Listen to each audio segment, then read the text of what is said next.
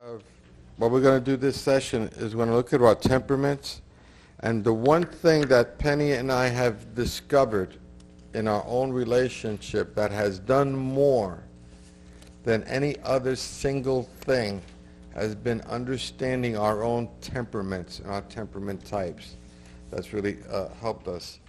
Now, generally speaking, there are 4 different temperament types. Most of us are a combination of 2, a primary and a secondary. And what we're going to do is we're going to actually find out which ones we are. You're going to actually take the questionnaire first, and then I'm going to come back and then we'll talk about it. We'll be able to interpret it better for you. So what I gave you guys that I put in front of you is this test. So go ahead and just open it up. Open it up to the page that says personality profiles. You see that one page there? Yellow in the middle, blue at the top of it says personality profile. So the way we're going to do this is we're going to go by each line item there from left to right, and of those 4 choices you see, like number 1 there, you've got 4 choices. Am I adventurous, adaptable, animated, or analytical?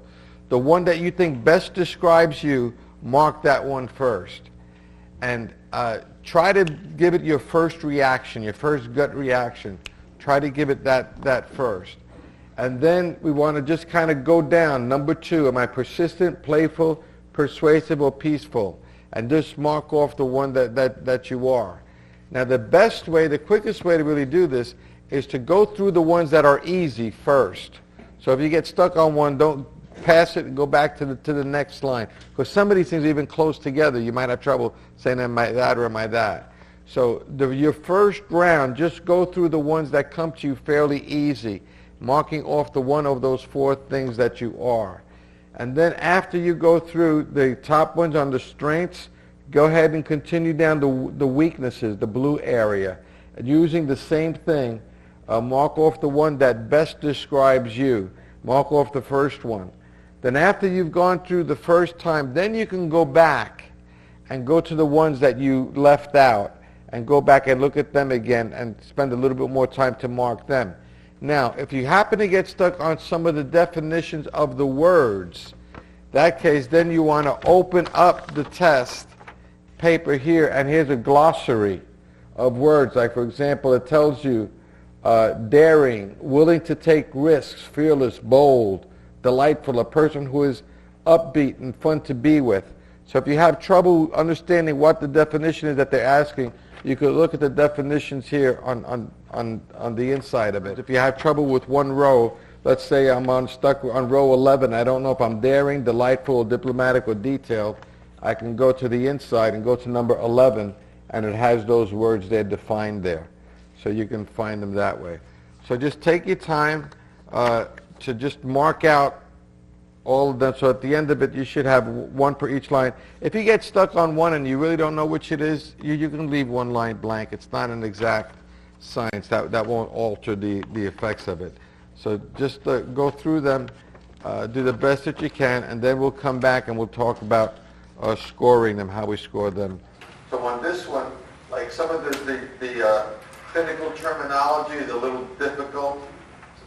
So popular sanguine. I remember I had a guy in our thing, he says, I'm one of those sangria types.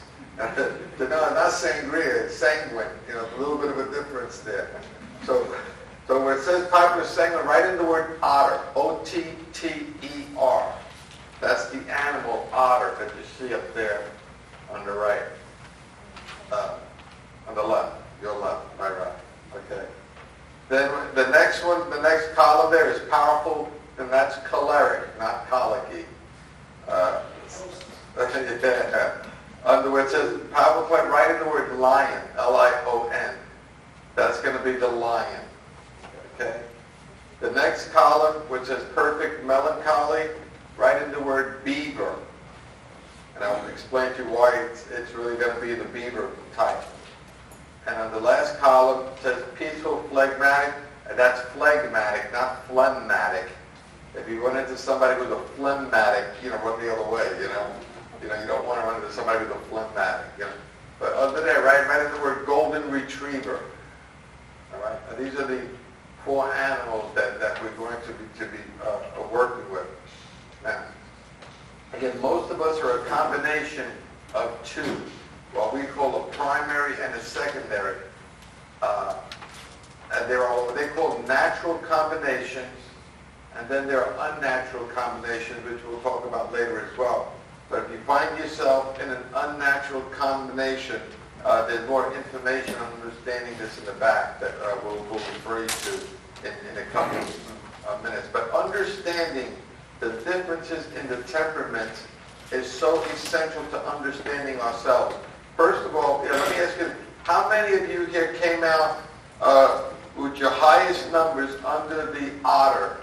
How many otters do we have here? How many otters do we have here? Okay.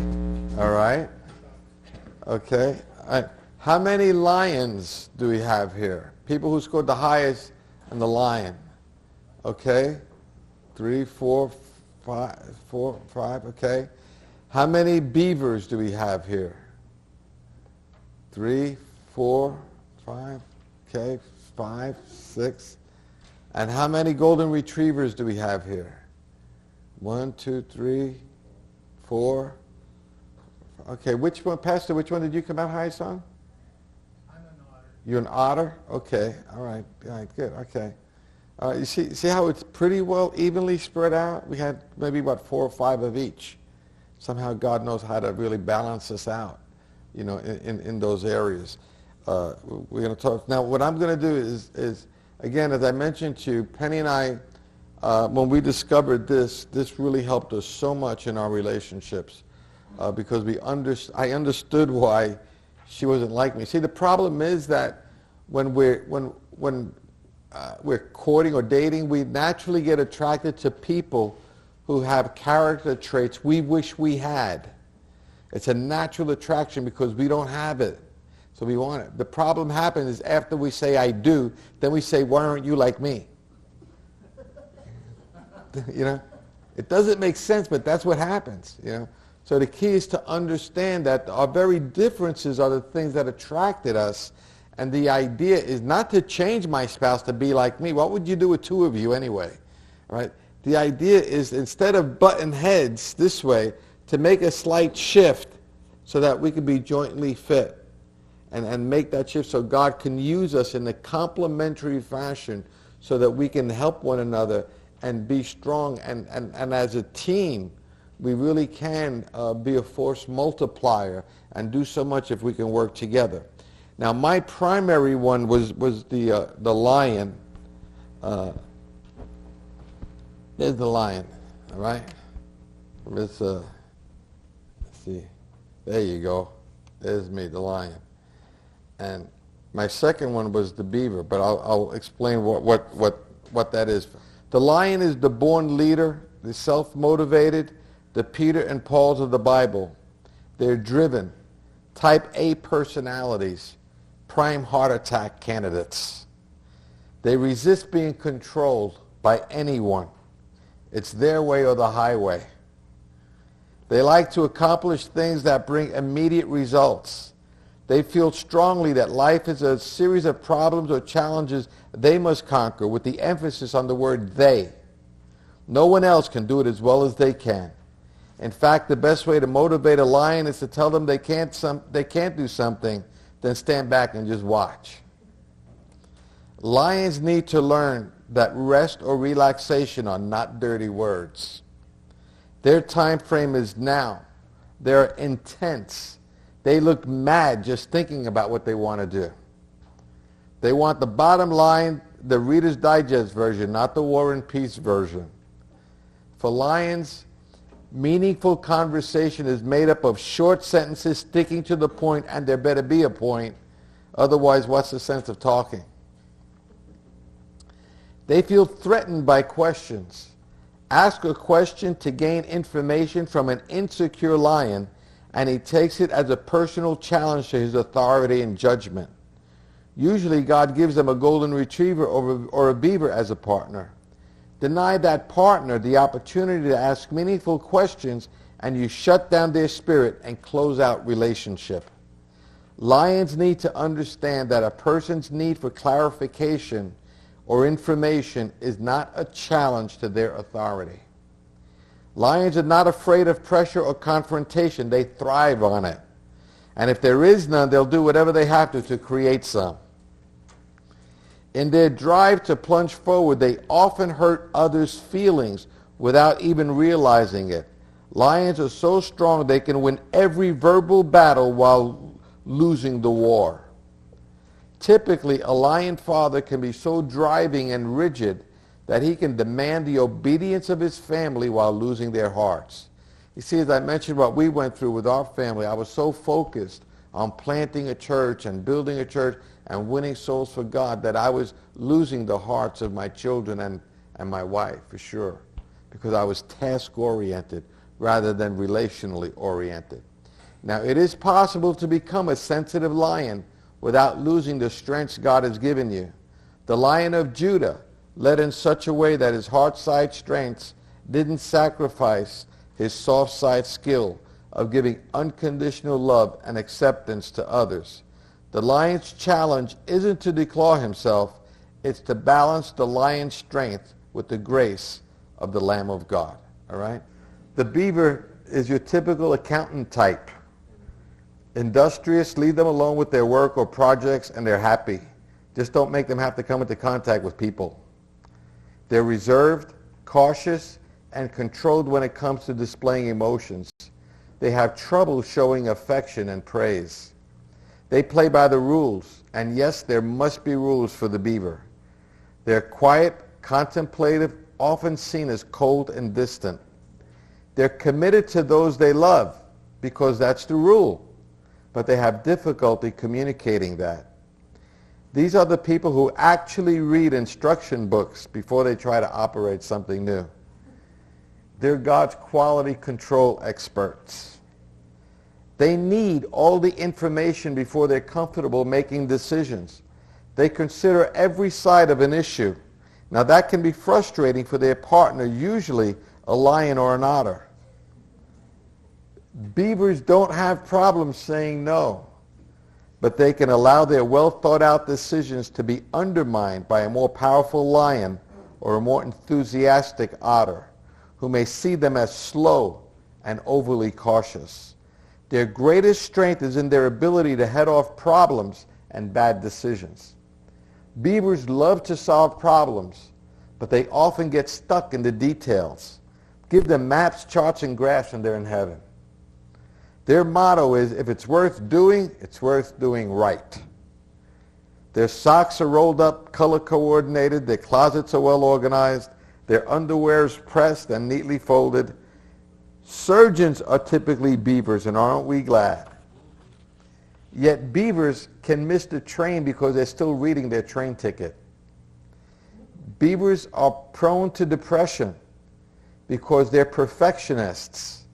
Their level of acceptability is always one level higher than where they're at. This makes it tough for children of beavers because no matter how well they do, they're never good enough. Good enough is always one level higher. As tough as beavers are on others, they're also that tough on themselves. No wonder they're depressed. The out-of-balance beaver lives in a world where no one is good enough, especially themselves. They need to be in a non-critical atmosphere to do their best work. They tend to slow down under pressure. Beavers need to understand that it's all right to be less than perfect. It's all right to fail or to ask for help. We can help beavers if we keep in mind their inner sensitivity to criticism. Beavers tend to focus on the past. They evaluate the present by the standards of the past. They want to see a track record, proof. For this reason, faith is more of a challenge for beavers because faith focuses on the future. Faith means giving over control to someone else without the benefit of a detailed analysis of where you might end up. Now remember this morning I talked about when Penny and I, we both said the sinner's prayer. She accepted it right away. For me, it took me 2 more years to figure it out. Because with me, I wasn't about to take this faith thing, just because somebody said so. I needed proof. Because the beaver in me, now you have to understand the tension for Us lion beavers, we're walking around, the lion in us has got to get it done, but the beaver in us has got to get it right. So we're always in that tension of trying to get it done, but trying to get it right. And boy, it's hard living with ourselves sometimes when we're under that. So the beaver, let's see where I want to go. Beavers are exceptional employees, friends, and family members. Jesus demonstrated his beaver qualities when he did things by the book. Not one jot nor tittle of God's law did he ignore. Now, you have to realize that I've heard some people say that one temperament type is better than another, and they're all, neither one is better than another. They're all just different. And that's why God put us together usually with somebody who's different than we are. So we don't want to think that the lion is the best type or the beaver is the best type, or they're all just different. There is not one that's better than the other. But the beaver himself needs to add softness to his life and change his motto to don't worry, be happy. He needs to loosen up, to relax, to have fun, and to begin to relate with people. A balanced beaver is invaluable, and their softness adds great strength to their relationships. Now let me ask you this. Did most of you, the couples here, most of you, are your spouses or the opposite than what you were? Right? Uh-huh. Okay. Now, how many of you had some overlap between you and your spouse? Like you had a primary and a secondary, but you had at least one of them that was in common somewhere? Okay. All right. That's actually the best case scenario. If we want to be opposites, but where we have some overlap, it makes it a little bit easier. Penny and I are absolute, complete opposites. I'm a lion beaver, and Penny is a golden retriever otter. So for us, it was a real challenge to really learn how to work together. And you know what? Sometimes it still is a challenge. God is still working on us as well. And believe me, as you guys really start getting the mentality of a marriage saver, and you guys start stepping out and helping other couples, other people, God's going to use that to strengthen your own marriage continually, over and over again. I've often said the best thing that we've ever done for our marriage is to do marriage counseling, because it's got to go through you to get to somebody else and do that. So Penny will share on the other two, her two personality types. Has there ever been anyone who didn't love a golden retriever? They're just so lovable and loyal. You can hurt a retriever over and over, and he'll still come back to love you.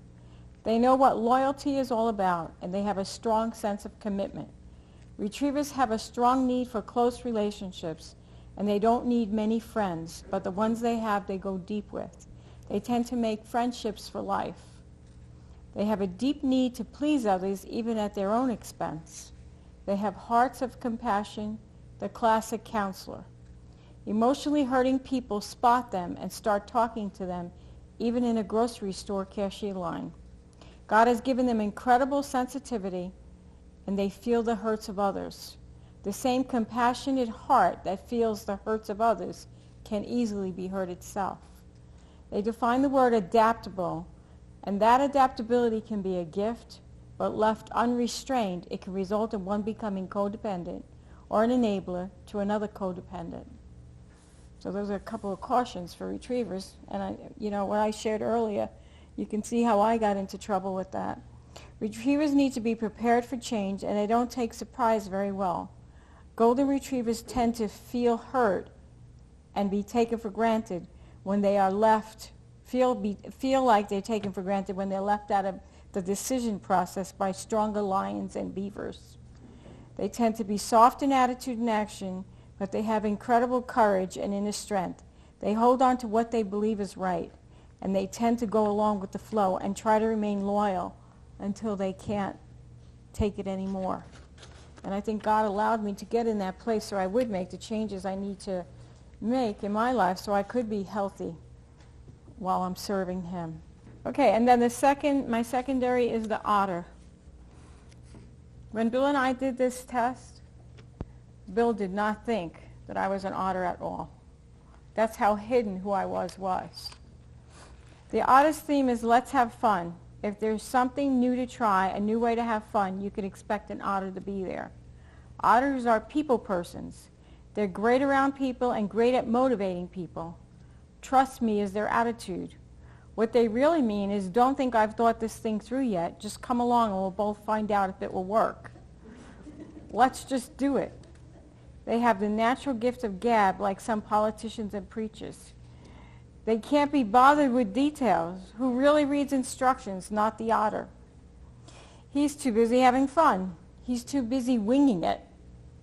This can be a plus in the role of an artist or a chef or a musician. You just don't want an otter doing brain surgery.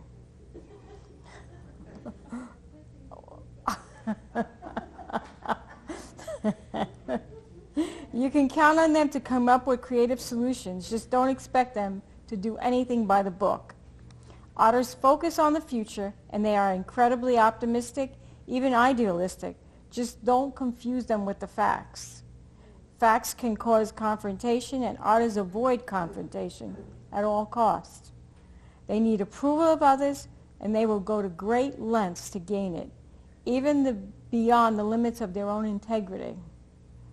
Otters are great networkers, and they make great employees and friends. They just want to have fun and make everyone happy. They have a knack for getting people together. Just don't expect them to remember anybody's names. And I'm sure, other than the pastor, I'm not going to, and Pat, we're not going to remember, anybody. I won't remember any of your names. Well, you don't have name tags on. We usually have name tags on, so I could try to see if I can remember, but it's hard. Otters are usually very popular and they're the life of the party. Their Achilles heel is that they tend to be people pleasers over God pleasers. They make popular leaders and personalities, but they may sacrifice principle for favor.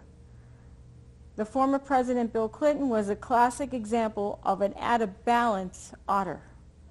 Otters need to remember it's more important to be true to God and His Word than it is to have friends.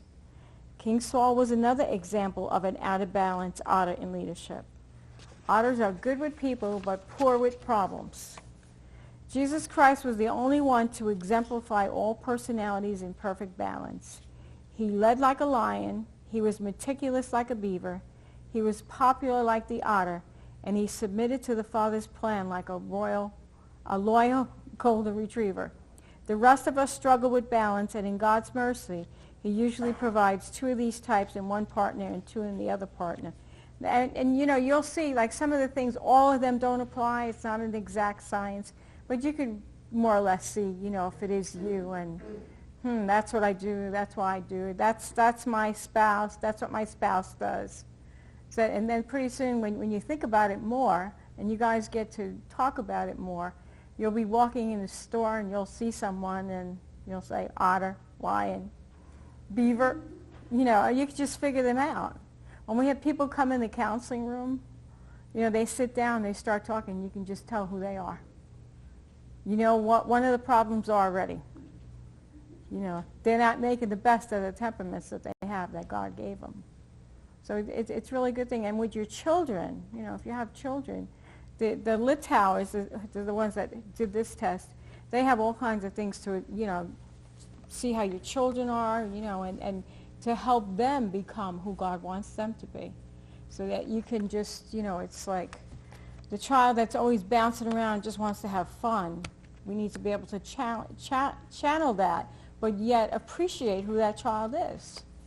Celebrate the strength of that child, and yet be able to train them up in the way it should go. Okay?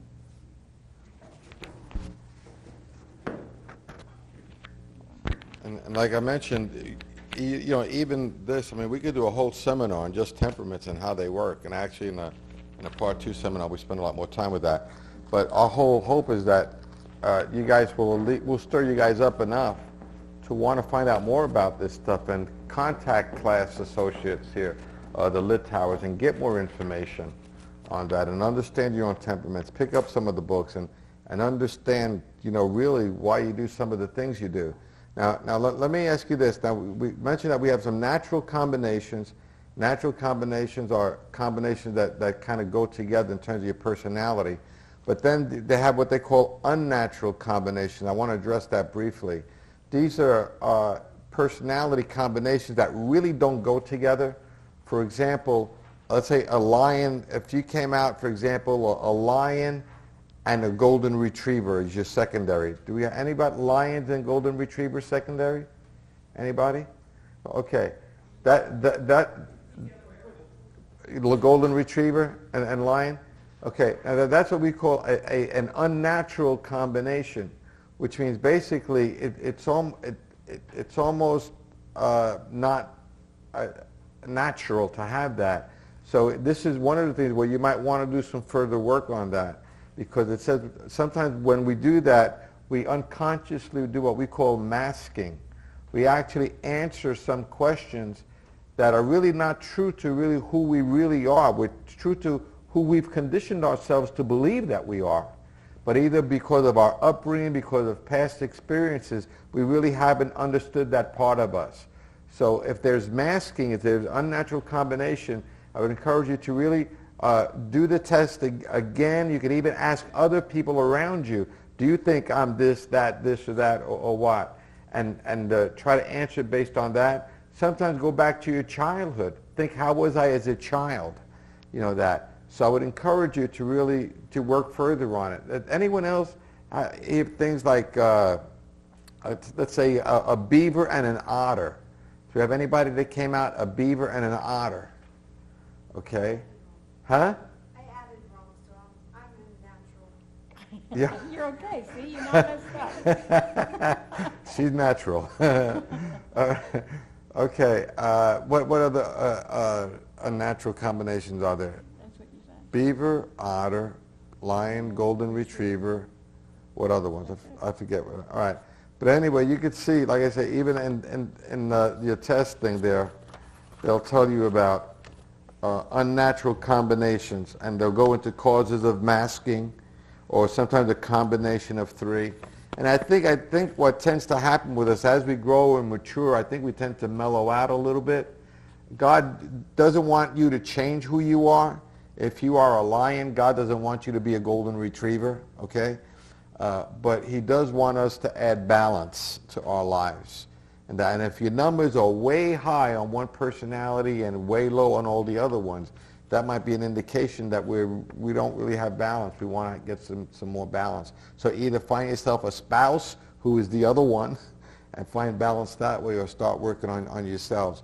But really, we found this to be so instrumental. We have our clients come in for counseling.